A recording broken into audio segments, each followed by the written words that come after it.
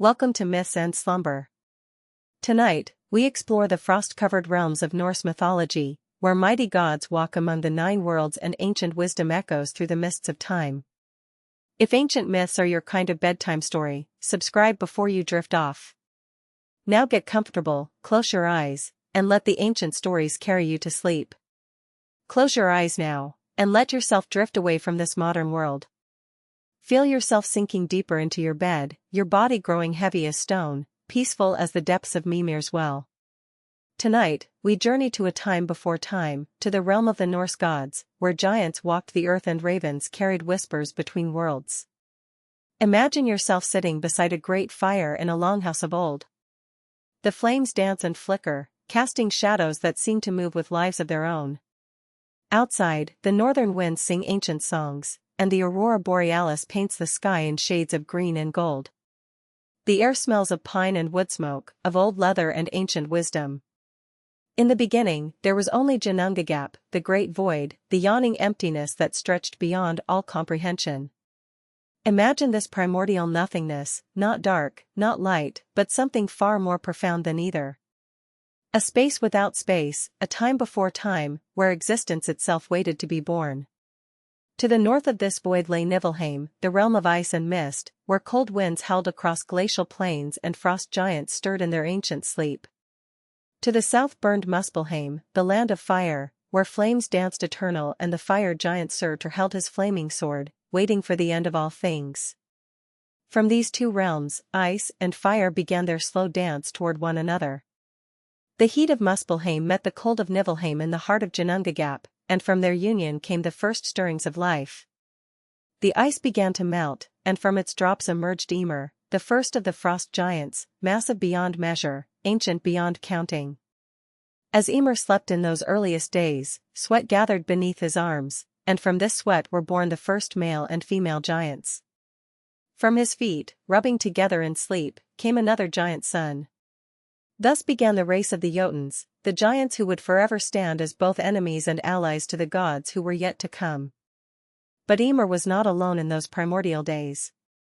The melting ice also revealed Audhumla, the great cosmic cow, whose udders flowed with 4 rivers of milk that nourished the giant Ymir. This magnificent creature needed sustenance of her own, and so she licked the salty ice blocks that surrounded them. For 3 days she licked, and slowly, gradually, a shape began to emerge from the ice. On the first day, hair appeared. On the second day, a head. And on the third day, the complete form of Buri, the first of the gods, stood free from his icy prison. Buri was beautiful and strong, radiating a divine light that had never before existed in all the cosmos. He took a wife from among the giants, and together they brought forth a son named Bor, too, married a giantess, the wise and powerful Bestla, daughter of the giant Bolthorn. From their union came 3 sons who would reshape the very foundations of existence, Odin the All-Father, Vili the Holy, and Vi the Creator. These 3 brothers would become the first of the Aesir gods, the divine family that would rule over gods and men alike. The 3 brothers looked upon the cosmos and saw that it lacked order, lacked beauty, lacked the structure necessary for life to truly flourish. They turned their attention to Ymir, the ancient giant whose massive form dominated all of creation. In an act that would echo through all the ages to come, the 3 brothers attacked Ymir and slew him. From his death came all of creation as we know it. His blood became the seas and lakes, flowing in great currents across the nascent world. His flesh became the earth itself, rich and fertile, ready to support the myriad forms of life that would come. His bones became the mountains, standing tall and proud against the sky. His teeth and broken bones became the stones and rocks that would dot the landscape for all eternity. The brothers took Ymir's skull and raised it high, creating the dome of the sky that arches over all the worlds. To hold this great dome aloft, they placed 4 dwarfs at the cardinal points, Nori in the north, Suri in the south, Austri in the east, and Vestri in the west. These 4 would stand forever at their posts, ensuring that the sky remained in its proper place above the earth. From Ymir's brains, the brothers created the clouds that would drift across the heavens, bringing rain and weather to the world below. His eyelashes became Midgard's protective wall, keeping the realm of humans safe from the chaotic forces that dwelled beyond its borders. But the brothers' work was far from complete. They took sparks and glowing embers from Muspelheim and cast them up into the newly formed sky, creating the sun, moon, and stars that would give light and mark the passage of time. The sun they placed in a chariot driven by the goddess Sol, while the moon found its home in a chariot guided by her brother Mani. Two wolves, Skoll and Hati, would forever chase these celestial chariots across the sky, and it was said that at Ragnarok, the end of all things, they would finally catch their prey, plunging the world into eternal darkness. With the basic structure of the cosmos in place, the three brothers turned their attention to creating the various realms that would house the different races and beings of their new world. From the cosmic ordering came the greatest wonder of all creation, Yggdrasil, the world tree, the ash that stands at the center of all existence.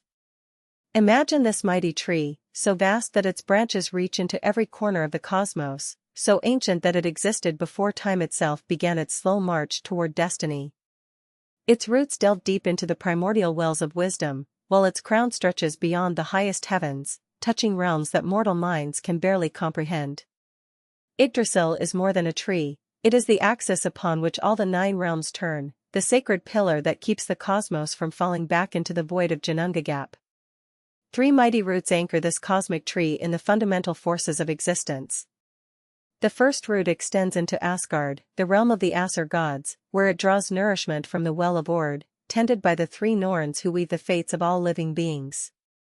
Here, Ord the past, Verdandi the present, and Skuld the future sit in eternal contemplation, their fingers working ceaselessly at the threads that determine the destiny of gods and mortals alike. The second root reaches down to Jotunheim, the realm of the giants, where it touches the well of Mimir, the source of all wisdom and knowledge.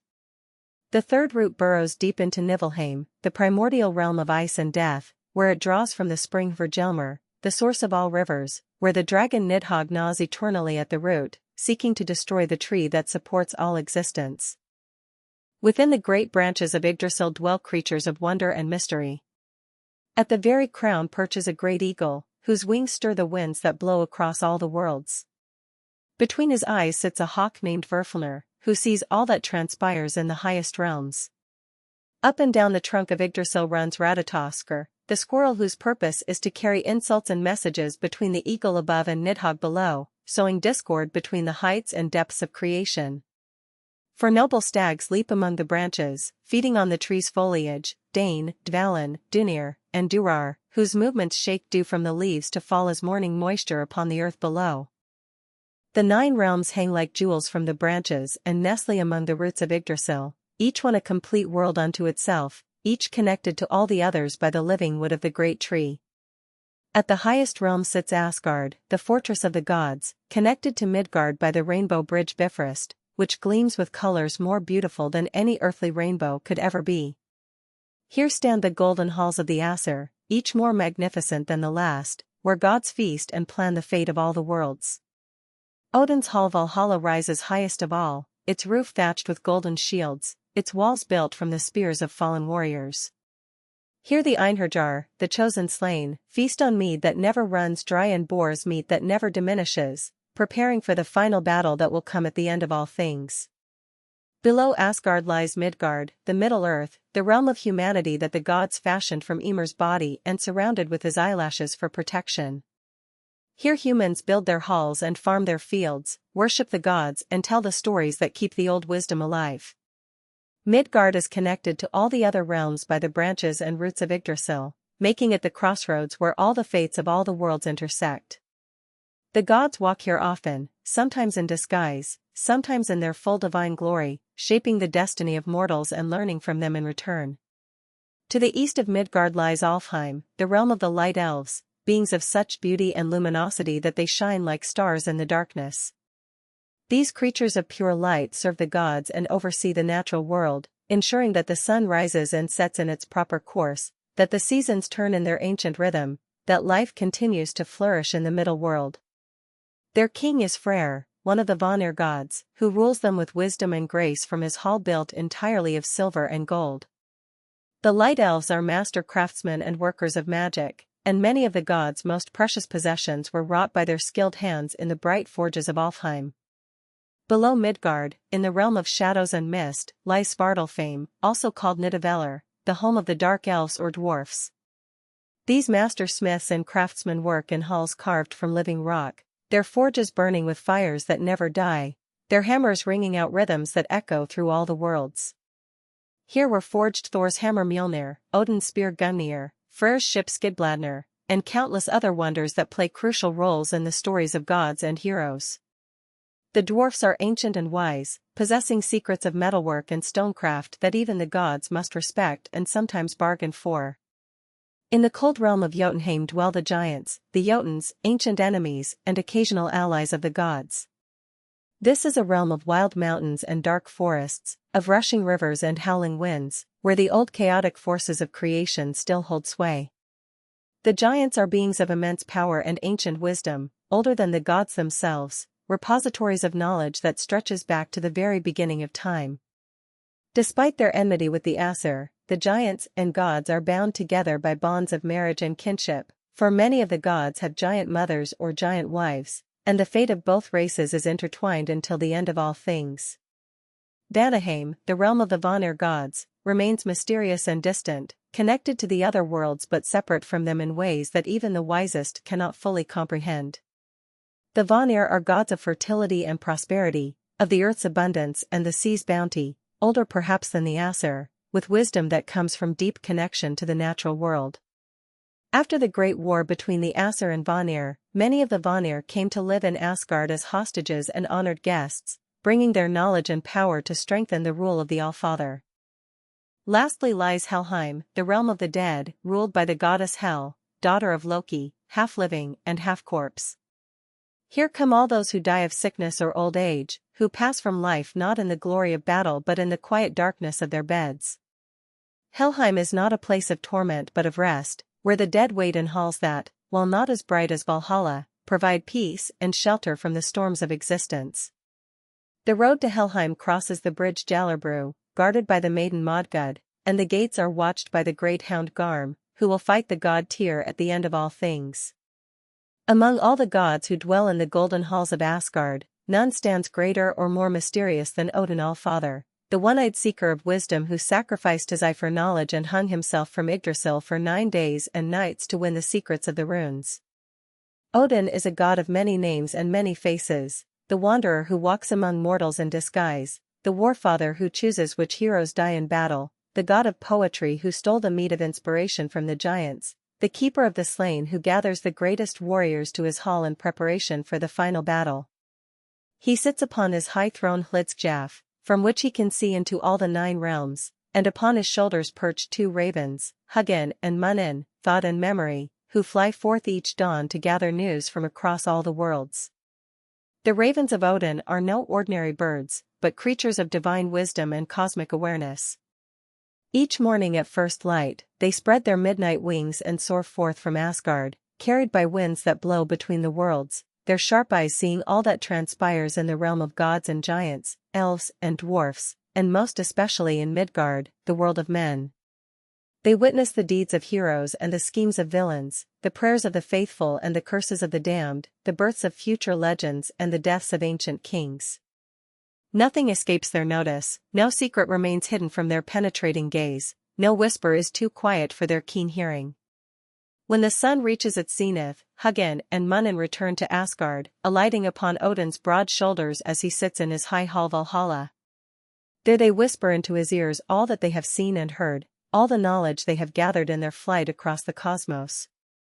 Hugin speaks of thoughts, of the plans and dreams and fears that move in the minds of all living beings. Munin tells of memories, of the deeds of the past that shape the present and cast their shadows into the future. Through his ravens, Odin knows all that has been and much of what is yet to come, though even his vast wisdom cannot prevent the fate that awaits him and all the gods at Ragnarok. But Odin's thirst for knowledge extends far beyond what his ravens can bring him. In the early days of the world, when the gods were still young and the cosmos still held mysteries that even divine sight could not penetrate, Odin learned of a well of wisdom that lay beneath one of Yggdrasil's mighty roots. This was the well of Mimir, tended by the giant Mimir, whose knowledge stretched back to the very beginning of time. The waters of this well contained all wisdom, all understanding, all the secrets that lay hidden in the heart of creation. But Mimir did not grant his knowledge freely, even to the king of the gods. Odin came to the well as a supplicant, laying aside his divine authority and approaching Mimir as one who seeks wisdom humbly. "I would drink from your well," Odin said, "and gain the wisdom that flows in its depths." Mimir looked upon the All-Father with eyes that had seen the birth of stars and the death of worlds, and he smiled a smile that held no warmth. "The price of wisdom is always high," the giant replied. "Are you prepared to pay what it costs?" Without hesitation, Odin answered that he would pay any price for true knowledge. Mimir's price was dear indeed, one of Odin's eyes, plucked from his head and cast into the well as payment. Odin drew his knife and cut out his own eye, casting it into the dark waters without a moment's hesitation. The well accepted his sacrifice, and Mimir filled his horn with the sacred water and offered it to the now one-eyed god. Odin drank deeply, and as the water flowed down his throat, all the wisdom of the ages flooded into his mind.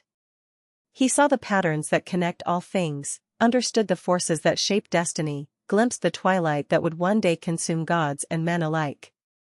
From that day forward, Odin bore his missing eye as a badge of honor, proof of his willingness to sacrifice anything in pursuit of knowledge and understanding. Yet even this great sacrifice was not enough to satisfy Odin's hunger for wisdom. The Allfather learned of the runes, those magical symbols that held the power to bind fate itself, to speak with the dead, to heal the sick, to make the weak strong and the strong weak. But the runes were not easily won, they lay hidden in the roots of Yggdrasil, guarded by powers that would not yield them to force or trickery. Only through the greatest of sacrifices could they be claimed, and Odin was prepared to make that sacrifice, no matter how terrible the cost. For 9 days and 9 nights, Odin hung himself from a branch of Yggdrasil, pierced by his own spear Gungnir, given neither food nor drink, left to suffer in solitude as the winds of all the worlds howled around him. He hung there as a sacrifice to himself, the god offering himself upon the altar of knowledge, dying and yet not dying, suspended between life and death in the sacred space where mysteries reveal themselves. On the 9th night, as his strength failed and darkness closed around him, the runes revealed themselves at last, their power flowing into him like fire, their secrets burning themselves into his mind and heart and soul. With a great cry that echoed across all the 9 realms, Odin fell from the tree, but he did not fall as one who dies. He fell as one reborn, transformed by his ordeal, now master of the 18 greatest runes and many more besides. The power of the runes allowed him to speak with the dead, to see across vast distances, to bind the mightiest giants with chains of words, to heal wounds that no herb could cure, to kindle fires that no water could quench. Armed with this knowledge, Odin became truly the All-Father, the wisest of gods, the keeper of secrets that would serve him well in the battles to come. Thor's mighty hammer Mjolnir was forged in the deep halls of Svartalfheim by the dwarf brothers Brakr and Eitri, created through a wager with Loki that would have consequences far beyond what any could foresee. The hammer was wrought from a metal harder than diamonds, tempered in fires hotter than the heart of stars, inscribed with runes of such power that they bound the very essence of thunder and lightning into its iron head. No force in all the cosmos could break Mjolnir, no distance was too great for it to travel, and no target could escape its strike once Thor had hurled it forth. Most wondrous of all, the hammer would always return to Thor's hand after it struck its target, flying back through the air like a faithful hound returning to its master's call. But Mjolnir was more than a weapon, it was a sacred tool blessed by the gods themselves. With his hammer, Thor could consecrate marriages and bless newborn children, could ward away evil spirits and sanctify the homes of the faithful. The hammer's blessing brought fertility to fields and prosperity to flocks, protected ships upon the dangerous seas and warriors upon the field of battle. Yet it was as a weapon against the giants that Mjolnir truly earned its fearsome reputation, for Thor was the sworn enemy of all giantkind, the defender of Asgard against their constant threats, the champion who stood between order and chaos. The giants feared Thor above all other gods, for while Odin might outwit them and Loki might trick them, Thor would simply crush them with his mighty hammer.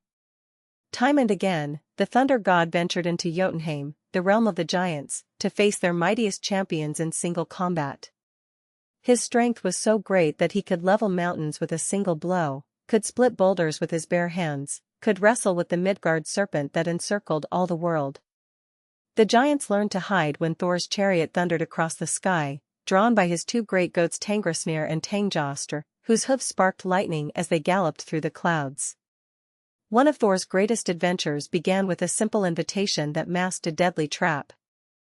Loki, king of the giants, sent word to Asgard challenging Thor to visit his hall and prove his strength against the champions of giantkind. Thor, never one to refuse a challenge, set out immediately with Loki as his companion, traveling through the dangerous paths of Jotunheim toward the giant king's stronghold. Along the way, they encountered a giant so vast that they mistook his glove for a great hall and spent the night sleeping within its thumb. This giant, who called himself Skrymir, traveled with them for a time, playing tricks upon Thor that frustrated the thunder god beyond measure, for his mighty hammer could not seem to harm this strange giant no matter how hard he struck. When they finally reached Loki's hall, Thor found himself facing challenges that seemed simple but proved impossible to win. First, he was challenged to drain a great drinking horn, but though he drank mightily, the level of liquid within barely seemed to drop. Next, he was asked to lift what appeared to be a simple gray cat, but despite all his strength, he could barely raise one of the creature's paws from the ground. Finally, he was challenged to wrestle with an old woman, but this ancient crone proved stronger than any opponent he had ever faced, bringing the mighty thunder god to his knees. Thor left the giant's hall in shame, convinced that his strength was failing him, that age was weakening his mighty thews. Only later did Loki reveal the truth of the challenges, speaking from a safe distance as Thor prepared to depart. The drinking horn had been connected to the sea itself, and Thor's mighty drafts had actually lowered the ocean's level, creating the first tides. The grey cat had been the Midgard serpent in disguise, and the fact that Thor had lifted even one of its paws was a feat of strength that shook the very foundations of the world. The old woman had been old age herself, against whom no mortal or god can ultimately prevail, and the fact that Thor had held his ground against her for any time at all was a testament to his incredible power. The giant king's words were meant to comfort Thor, but they only enraged him further, and he raised Mjolnir to strike down the hall and all within it, but Loki and his stronghold vanished like mist before the hammer could fall. Thor's battles with the giants were legendary throughout all the 9 realms, but none was more famous than his fishing trip with the giant Hymir. Disguised as a young man, Thor came to the giant's hall and asked to go fishing upon the great ocean. Hymir agreed, thinking to humble this upstart youth, but Thor had plans that would shake the very roots of the world. When Hymir caught 2 whales with his fishing line, he thought he had shown his prowess, but Thor baited his hook with the head of Hymir's greatest ox and cast his line into the deepest waters, seeking the mightiest catch of all. The bait sank down through the dark waters until it reached the very bottom of the ocean, where the Midgard serpent lay coiled around the roots of the world. The great serpent, Jormungandr, offspring of Loki and destined to be Thor's doom at Ragnarok, seized the bait in its massive jaws and found itself hooked upon Thor's line. What followed was a battle that shook earth and sea, as Thor hauled upon his line with all his divine strength while the serpent thrashed and writhed, poisoning the waters with its venom and causing tidal waves that crashed upon distant shores. Thor's eyes blazed with the fire of lightning as he slowly, inexorably, drew the world serpent up from the ocean's depths. The creature's head rose above the waves, vast as a mountain, its eyes burning with hatred, its jaws dripping with poison that could kill gods themselves. Thor raised Mjolnir to strike the killing blow, but at that crucial moment, the terrified Hymir cut the fishing line, and the serpent sank back into the depths, saved to fight another day. Thor's fury at being cheated of his victory was so great that he struck the giant Hymir with his fist and sent him tumbling into the sea, then strode across the waters back to shore, carrying the giant's boat upon his back. This encounter with Jormungandr was but a foretaste of the final battle that awaits both Thor and the serpent at Ragnarok, when the twilight of the gods comes at last. It is prophesied that Thor will indeed slay the Midgard serpent in that last battle, but the victory will cost him his life, for the serpent's poison will overwhelm even his divine constitution. Until that fated day arrives, Thor continues his eternal watch, guardian of Asgard and Midgard, the thunder god whose hammer strikes down the enemies of order and whose strength stands as a bulwark against the forces of chaos. Among all the gods of Asgard, none is more complex, more contradictory, more fascinating and more dangerous than Loki, son of the giant Laufey, blood brother to Odin, father of monsters, an agent of both salvation and destruction. Loki is the trickster god, the shapeshifter who can take any form he chooses, the silver-tongued speaker who can talk his way out of any situation and into twice as much trouble. His mind moves like quicksilver, always plotting, always scheming, seeing connections and possibilities that escape even Odin's vast wisdom. He is both the gods' greatest asset and their greatest threat, the one who solves their problems and creates new ones, who helps them and betrays them, who will stand with them against their enemies and lead their enemies against them when the end of all things comes at last. Loki's gift for shapeshifting is unmatched among all the gods, for he can take not only the forms of other gods and giants, but can become animals, objects, even forces of nature itself. He has been a salmon swimming in the deep rivers, a fly buzzing around the halls of the gods, a mare running wild across the plains of Asgard. He has appeared as a beautiful woman to seduce the unsuspecting, as an old beggar to test the charity of mortals, as a bird to fly between the worlds carrying messages of mischief. His transformations are perfect and complete, not mere illusions but true changes that alter his very essence, allowing him to experience existence from perspectives no other god can comprehend. It was in the form of a mare that Loki conceived and bore one of his most famous children, the eight-legged horse Sleipnir, who would become Odin's mount and the swiftest steed in all the 9 realms. This strange birth came about through one of Loki's schemes to help the gods, though like so many of his plans, it had consequences far beyond what anyone could foresee. A giant mason had come to Asgard offering to build a mighty wall around the realm of the gods, a fortification so strong that it would protect them from all their enemies. His price was high, he wanted the sun, the moon, and the goddess Freya as his payment. The gods were reluctant to pay such a price, but Loki convinced them to accept the bargain with one condition: the giant must complete the work in a single winter, and he must work alone with no help save from his horse. The gods expected the task to prove impossible, but they had not reckoned with the giant's magnificent stallion Svalfari, whose strength was so great that he could move massive stones as if they were pebbles.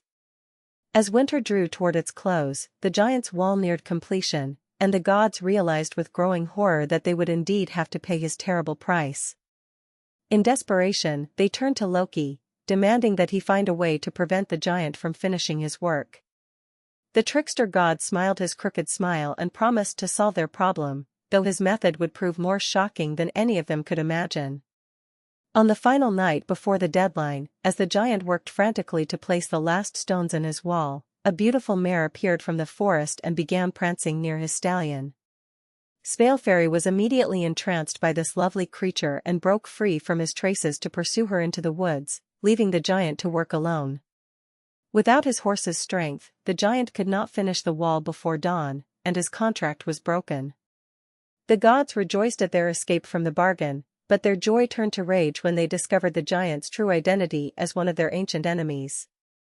Thor's hammer Mjolnir soon settled the matter permanently, but the consequences of Loki's deception were only beginning. 11 months later, Loki returned to Asgard leading a foal unlike any creature ever seen in all the worlds. This was Sleipnir, the grey stallion with 8 legs, born from Loki's union with Svalfari during those wild nights in the forest.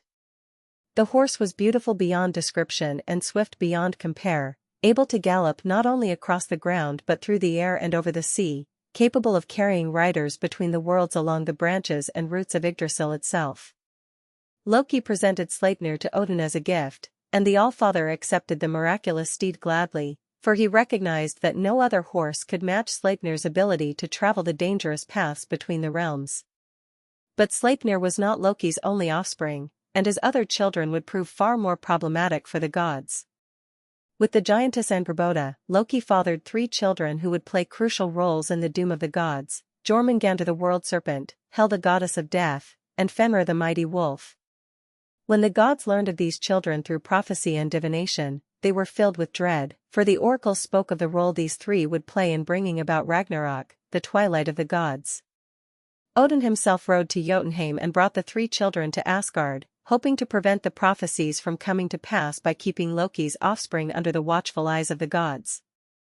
Jormungandr, the great serpent, grew so rapidly and became so enormous that the gods feared he would soon be too large to contain. Odin cast him into the great ocean that surrounds Midgard, hoping that the creature would be content to dwell in the depths and leave the upper world in peace.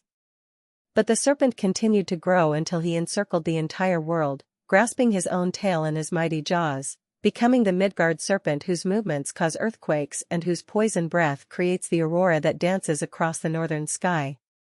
There he waits until Ragnarok, when he will emerge from the sea to fight his final battle with Thor, Destroyer and Destroyed, locked in mortal combat. Hel, who was half-living flesh and half-rotting corpse, was given dominion over the realm of the dead, the dark halls where those who die of sickness or old age make their final home. Despite her fearsome appearance, Hel rules her realm with justice and compassion, providing rest for the weary and peace for the tormented.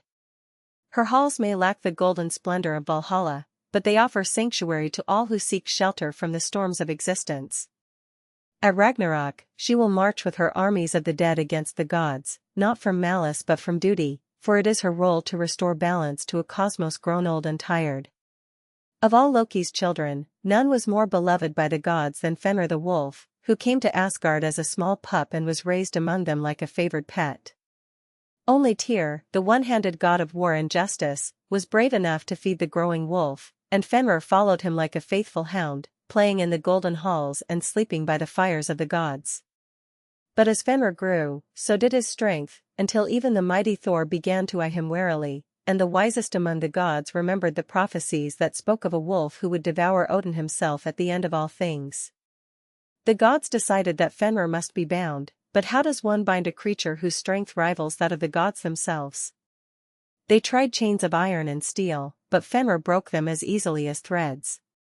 They forged massive fetters that could have held giants, but the great wolf snapped them with a casual flex of his muscles. In desperation, they turned to the dwarfs of Svartalfheim, the master craftsmen whose skill surpassed even those of the gods. The dwarfs created a binding unlike any other, Gleipnir, a chain that looked as delicate as a silk ribbon but was stronger than any metal ever forged. Gleipnir was made from 6 impossible things: the sound of a cat's footfall, the breath of a fish, the beard of a woman, the roots of a mountain, the sinews of a bear, and the spittle of a bird. Because these things do not exist in the ordinary world, the chain that contained their essence was both impossibly strong and impossibly subtle, a paradox made manifest through dwarvish craft and divine necessity. The gods brought this miraculous binding to Fenrir, challenging him to test his strength against it as a game, but the wise wolf had grown suspicious of their intentions. Fenrir agreed to allow himself to be bound by Gleipnir, but only if one of the gods would place their hand in his mouth as a pledge of good faith. The gods looked at one another in silence, for they all knew that they planned to leave the wolf bound if he could not break free, and whoever placed their hand in his mouth would lose it when Fenrir realized their treachery.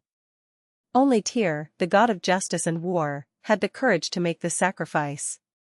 He placed his right hand between Fenrir's jaws, and the other gods bound the great wolf with Gleipnir. When Fenrir tried to break free and found that he could not, his rage was terrible to behold.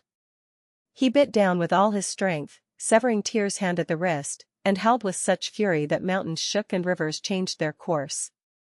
The gods carried the bound wolf to a distant island and chained Gleipnir to a mighty boulder, placing a sword between Fenrir's jaws to keep them propped open.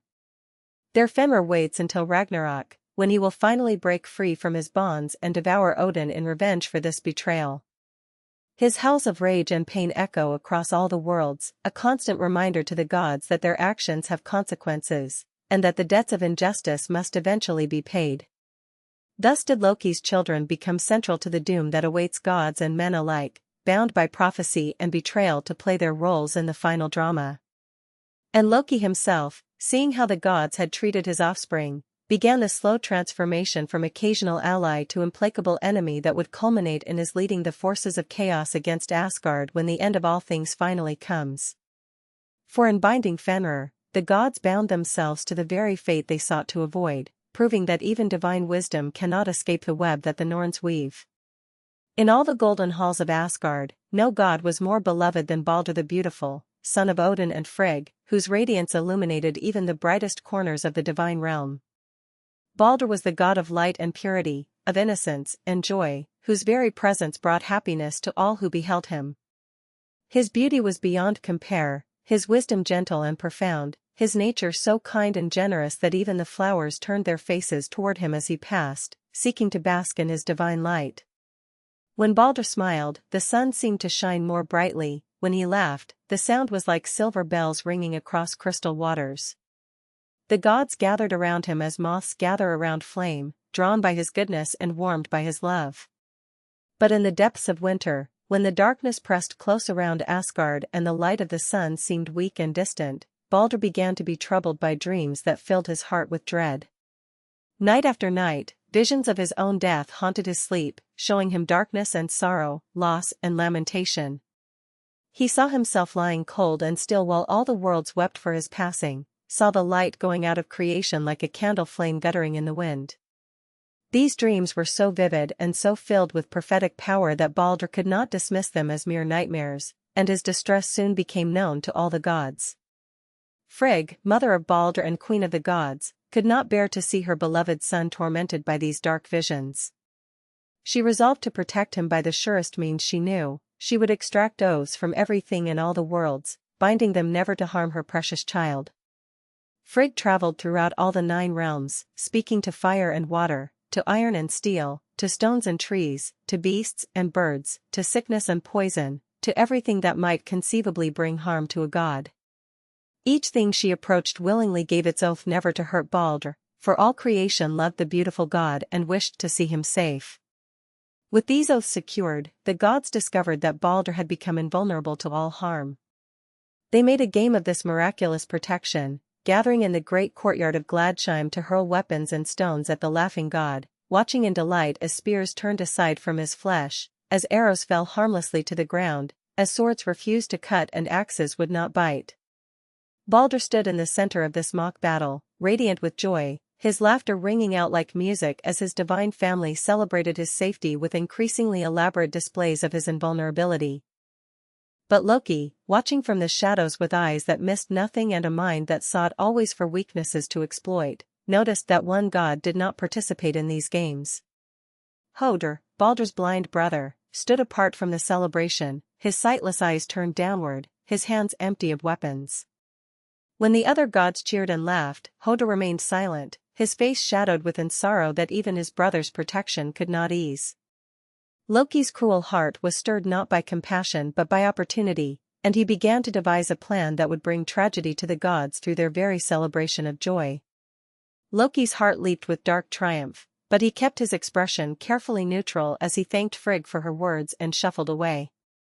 Immediately he sought out the mistletoe she had described, finding it growing exactly as she had said, a small and seemingly innocent plant that most would overlook entirely. But Loki saw in this humble growth the key to his revenge against the gods who had bound his children and scorned his warnings about the future. He carefully cut a branch of the mistletoe and shaped it with his knife into a sharp dart, small enough to conceal in his hand but hard enough to pierce divine flesh. The death of Balder sent shockwaves throughout all the 9 realms. The sun dimmed in the sky, flowers withered on their stems, and a great darkness seemed to settle over all creation. In Midgard, humans wept without knowing why, their hearts suddenly heavy with inexplicable loss. The light elves of Alfheim covered their bright faces with their hands and mourned. Even the giants in Jotunheim felt the passing of beauty from the world and shed tears of genuine sorrow. Only the dragon Nidhogg, gnawing eternally at the roots of Yggdrasil, seemed unaffected by the tragedy, for death and decay were already his domain. The gods prepared the most magnificent funeral pyre ever seen in all the worlds, building it upon Balder's own ship Ringhorni, the largest vessel ever constructed. They carried the beautiful god's body aboard the ship and placed beside him all the treasures he had loved in life, his golden armring that multiplied itself, his swift horse with its silver bridle, his hall bright with gold and silver. Nanna, Balder's wife, died of grief at the sight of her husband's funeral pyre, and the gods placed her body beside his so that they might journey together to the realm of the dead. When they tried to launch Ringhorni into the sea, however, they found that even their divine strength was insufficient to move the great ship. In desperation, they called upon Hyrroken, a giantess of enormous power, who came riding to the beach upon a wolf with serpents for reins. With a single mighty push, she sent Ringhorni sliding into the waves, but the force of her effort was so great that the earth shook and sparks flew from the ship's keel. Thor, in his grief and rage, nearly struck her down with Mjolnir for her rough handling of his beloved brother's funeral ship. As the ship burned upon the dark waters, carrying Baldur and Nanna to Hel's realm, all creation wept for the beautiful god. The Aesir gods wept, and the Vanir wept with them. The light elves wept tears that fell like silver rain, and the dwarfs wept tears that hardened into jewels. Men and women throughout Midgard wept, and even the stones of the mountains wept, their tears forming the streams and rivers that flowed down to the sea. The trees wept sap, and the very air itself wept moisture that fell as dew upon the morning earth. But not all things wept for Baldur's death. In a dark cave where she had taken refuge after the gods discovered her role in the tragedy, a giantess named Thok sat dry-eyed and cold-hearted. When Frigg's messengers came to her, begging her to weep so that Baldur might return from the dead, she refused with cruel words, "Let Hel keep what she has taken. Baldur was nothing to me in life, and his death brings me no sorrow."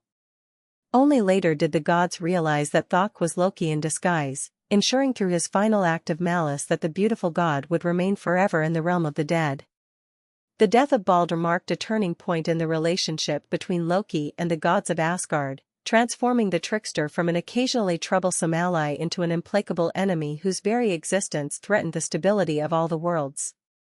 For while the gods had long tolerated Loki's mischief and even benefited from his cunning, the murder of beloved Baldur crossed a line from which there could be no return.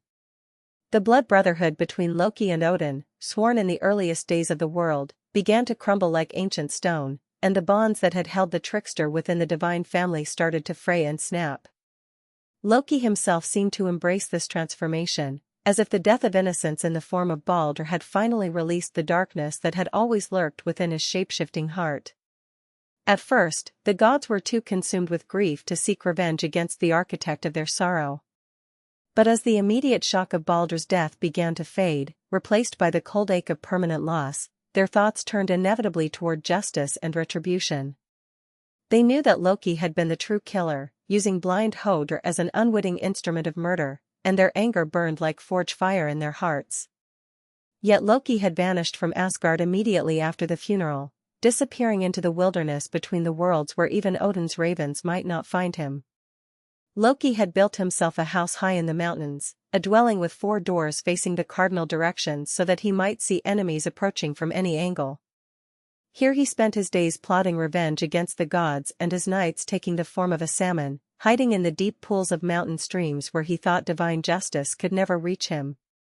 But even as he planned his next moves in the great game that was now approaching its final phase, Loki could not help but remember the old days when he had walked freely through the halls of Asgard, when his wit had been valued and his cunning celebrated.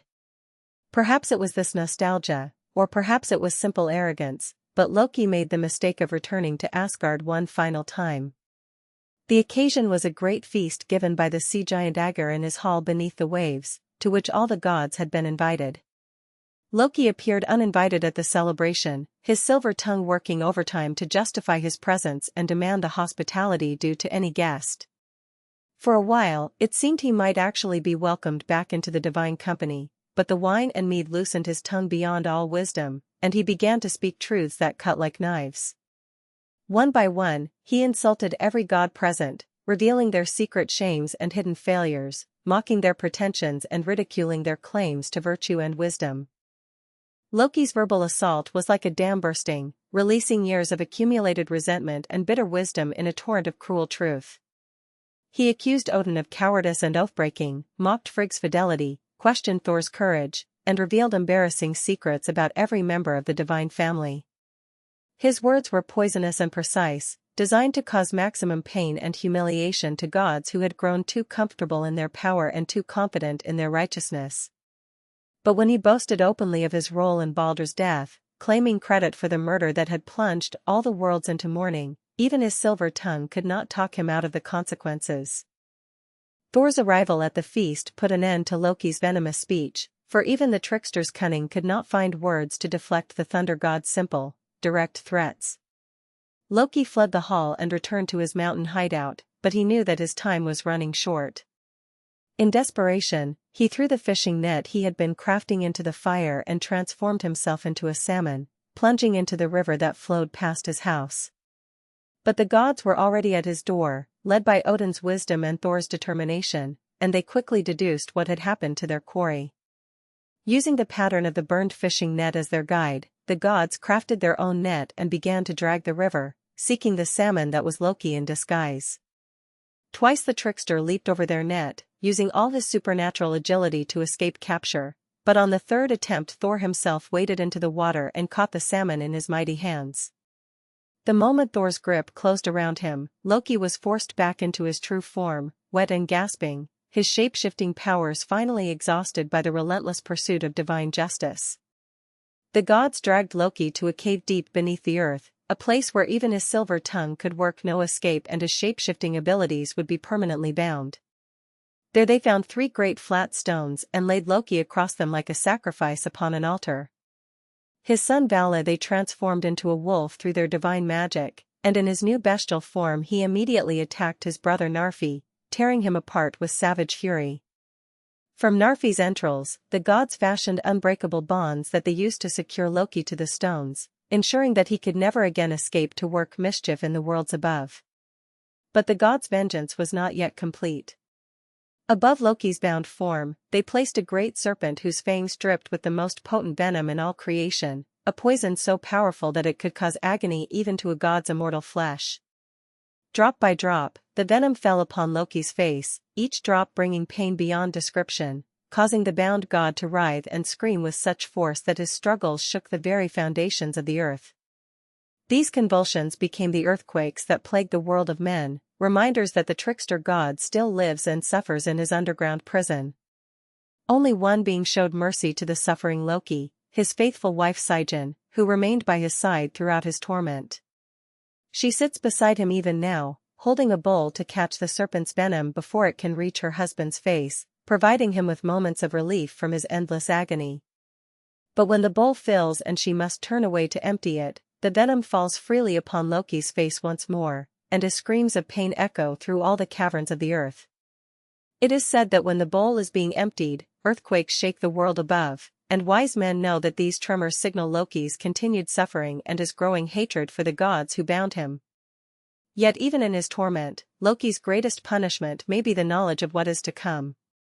Bound though he is, his prophetic sight remains clear, and he can see the approach of Ragnarok, the twilight of the gods that will free him from his bonds and allow him to lead the forces of chaos against his former brothers and friends.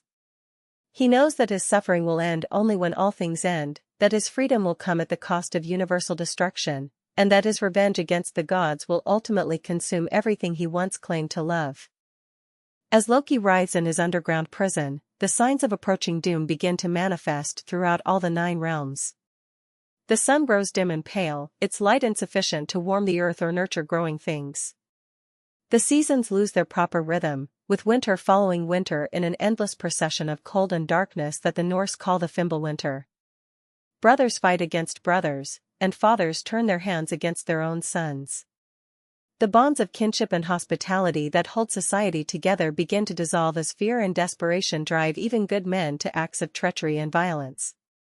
In Asgard itself, the gods feel the approach of their doom like a cold wind that no fire can warm.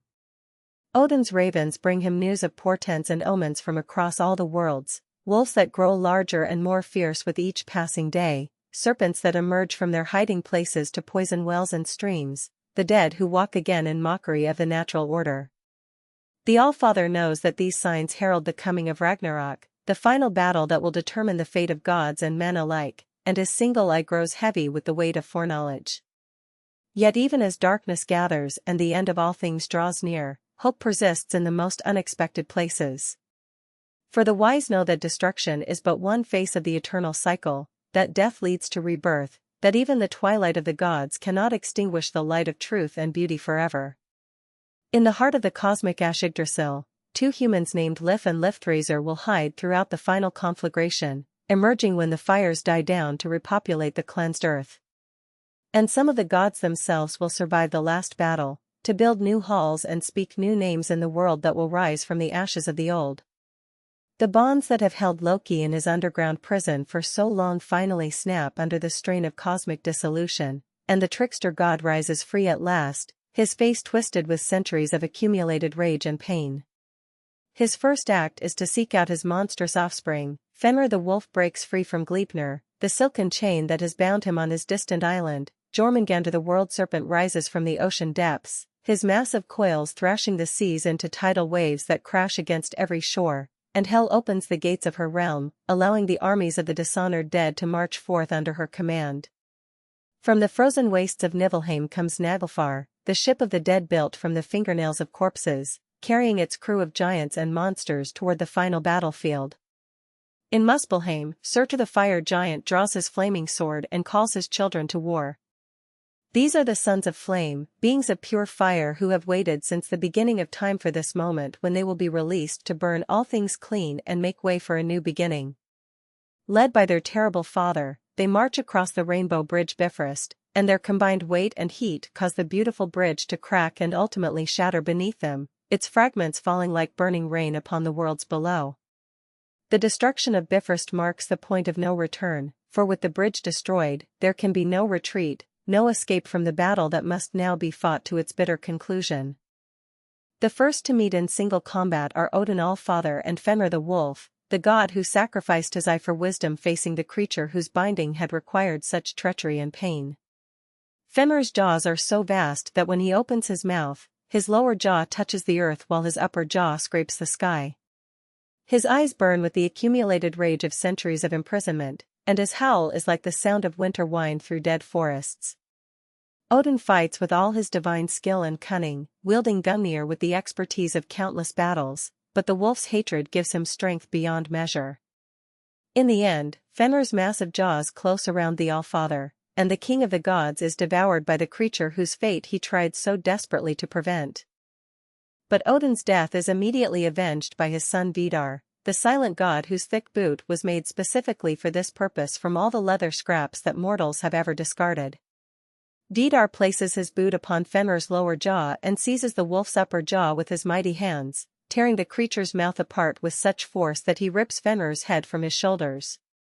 Thus dies the wolf who devoured the All-Father, but Vidar's victory is bitter, for no vengeance can restore his beloved father to life or undo the cosmic wound that Odin's death has torn in the fabric of existence. At the same time, Thor faces his ancient enemy Jormungandr in their final confrontation, the thunder god and the world serpent locked at last in the battle that has been prophesied since the beginning of time. Mjolnir strikes the serpent's massive head with all the force of divine thunder, crushing the skull of the creature that encircles the world, but even as Jormungandr dies, he exhales a vast cloud of poison that engulfs the god of thunder. Thor takes 9 steps back from his fallen enemy before the venom overcomes his divine constitution, and he falls dead beside the monster he has slain, victim and victor united in death on the field of Ragnarok. Tyr the one-handed god meets Garm, the great hound that guards the gates of Helheim, in a battle that has been foreordained since the day Tyr lost his hand to Fenrir's jaws. Both warriors are masters of single combat, both have been shaped by sacrifice and loss, and their duel is a thing of terrible beauty to behold. In the end, each delivers a mortal blow to the other, and they die together with their weapons buried in one another's hearts, proving that even in the final battle, courage and honor can triumph over fear and... If you're still awake, subscribe, leave a like, and tell me in the comments, which myth or legend should we explore next? Sweet dreams.